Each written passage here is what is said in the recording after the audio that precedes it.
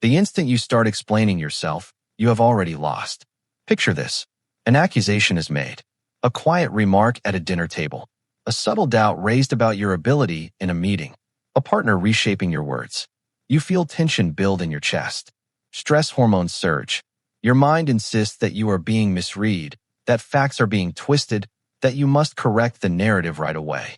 So you talk, you clarify, you justify, you add context. And in that very moment, you expose your weakness.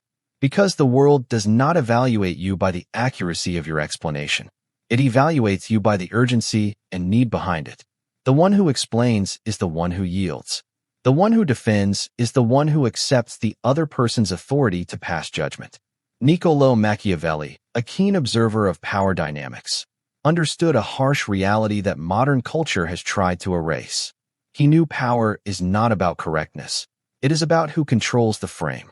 The second you defend yourself, you step inside their frame. You become the accused in their courtroom. But what if you didn't? What if, when the challenge comes, you chose the single response that unsettles manipulators more than anything else? Most people live as emotional marionettes. They move according to the pull of others' opinions. Someone shows disapproval, they apologize. Someone accuses, they explain. They exist in constant reaction, endlessly trying to prove they are decent, capable, or valuable. It is an exhausting way to live. It slowly drains the spirit. Yet there is another approach. A way of moving through life that is so grounded, so self-governing, and so psychologically solid that insults do not merely bounce off. They dissolve before contact. This is not about being distant. It is not about arrogance. It is about a deep shift in where you source your sense of reality. Today, we will break down the psychology of non-defense. We will examine why your biology works against you in these moments and how to override it with a strategy Machiavelli himself might have advised a ruler. I will show you how to reverse the power balance instantly, how to make the aggressor question themselves, how to use silence not as emptiness, but as a precise tool against another person's ego. But understand this. Doing so requires letting go of a part of yourself you have nurtured since childhood, the part that wants to be understood, the part that seeks approval. If you can release that need, you become formidable. You become unreachable. Let's begin. So why do you react this way? Why, when someone challenges you, is your first impulse to prove your innocence? It begins early.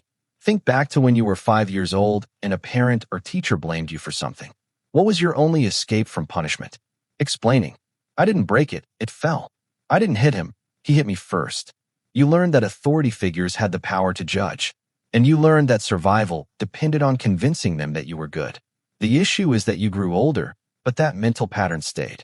You now move through life projecting that authority figure onto everyone. Your manager, your partner, strangers online, even those who oppose you. When you defend yourself, you are unconsciously saying, "You are the judge. I am the child. Please accept my explanation so I can feel safe again." That signal communicates vulnerability. And human beings, as instinct-driven as we are, recognize submission immediately. Machiavelli wrote, "It is much safer to be feared than loved." In modern terms, it is safer to be respected than to be understood. When you rush to explain, you choose understanding over respect. You are asking others to recognize your intent. But a ruler does not justify his decision to subjects. A lion does not explain its pursuit to prey. The moment you begin over-explaining, listing reasons, sharing messages, revisiting old situations to validate your stance, you reveal that your inner balance depends on their agreement. You hand them access to your emotional space. And once they have that access, they can disrupt it whenever they choose. This is the illusion of the self that seeks validation. You assume that if you explain clearly enough, they will eventually say, "I understand now. You were right. I was mistaken." But how often does that truly happen? Almost never, because the attack was never about the facts. It was about control. They didn't accuse you to uncover the truth. They accused you to see if you would react, and you did. The first step toward becoming untouchable is understanding that the courtroom doesn't exist. There is no judge. There is no jury. There is only you and your perception of reality. When you stop treating others as judges, their accusations stop sounding like sentences. They become opinions. And opinions? They're just noise. So, what happens when you don't react? Picture the scenario. Someone throws a verbal jab at you. The old you might respond, "No, I'm not. I did X, Y, and Z for you yesterday. I'm just tired, defensive, reactive." Now imagine a Machiavellian approach. They say, "You're being selfish right now." You look at them, maintain eye contact, keep a neutral face, and let silence hang for 3, 4, 5 seconds. That silence creates a psychological vacuum. The human brain is wired to fear silence during conflict. It signals a breakdown in the social dynamic. Silence shows that you are not playing their game. By holding your silence, you mirror their energy back, forcing them to sit in the tension they created. Usually, they start to crumble, speaking just to fill the void. "I mean, you're not always selfish, but why are you looking at me like that?" Suddenly, they are defending themselves against your inaction. The power has shifted. This is the gray rock method elevated to a strategic level. You become a void. A void cannot be attacked. You can't punch mist or cut water. By refusing to defend yourself, their attack passes through you and destabilizes them. This requires immense internal control because your ego is screaming. Fight back. Say something clever. Respond.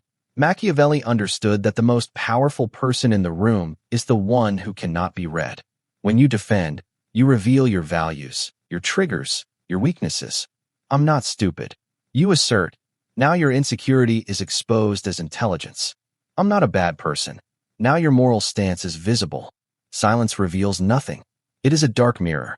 When they look into it, they only see their own aggression reflected back, making them uncomfortable, even judged, ironically, without you saying a word.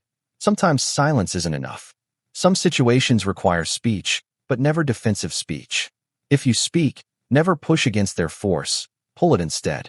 Use the aikido of conversation. In dark psychology, there's a tactic called agree and amplify, which creates cognitive dissonance in the attacker. If someone accuses you of something absurd, defending it validates the accusation, making it seem serious enough to deserve a response. Instead, lean into it. Exaggerate it until it becomes a caricature.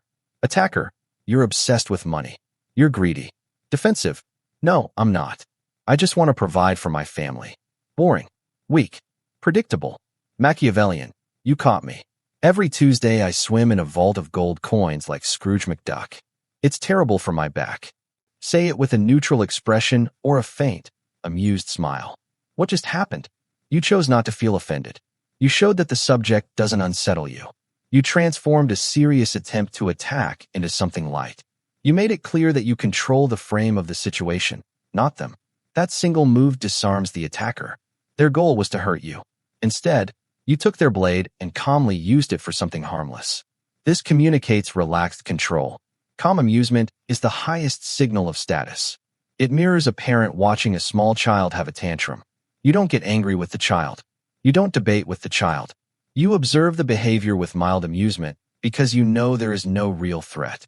The moment you start defending yourself, you step down to the child's level and join the chaos. Avoid that. Stay upright. Maintain perspective. Smile. Robert Greene, in the 48 Laws of Power, discusses Law 25, recreate yourself. A key part of this is rejecting the identities others try to assign to you. When someone labels you, they are attempting to confine you to a definition. If you argue against that definition, you are still operating within it. But if you make light of it, the label loses its power. You're arrogant. I like to think of it as confident, but that works too. You only care about yourself. I'm improving. I'll add you to my list of priorities next year. This approach is sharp, dismissive, and surprisingly compelling. Why does it work? Because it shows self-completeness. You don't rely on their approval to understand who you are. Someone who knows they are generous smiles when accused of being cheap. Someone confident in their intelligence laughs when called foolish. If you feel the urge to defend yourself, it often means there is a hidden fear that the accusation might be true.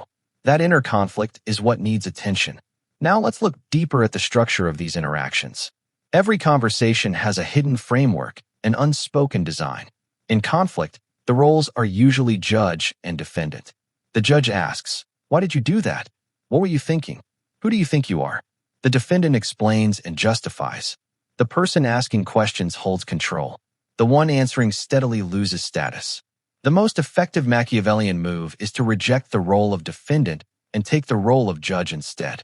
This can be done by responding to a question with another question or by examining their behavior rather than defending your own. Them, why are you always late? Defensive response, there was traffic and my alarm didn't go off. Strategic response, why does my arrival time affect your mood so strongly? Notice the shift. The topic is no longer the schedule. It's their emotional reaction. The focus moves from your behavior to their response. The spotlight is now on them. Them, you're being ridiculous. Strategic response. What makes you feel the need to use labels to make your point? Now you are analyzing them in real time. For someone trying to control the interaction, this is deeply frustrating. They want you reacting and explaining. Instead, you are calmly observing, as if examining something through glass. That's an interesting interpretation. Does saying that help you feel better? You seem very invested in this. These statements act as shields. They recognize that words were spoken, but they do not absorb their meaning. They create distance. They set a boundary. This is not silence, and it is not aggression. It is a verbal force field.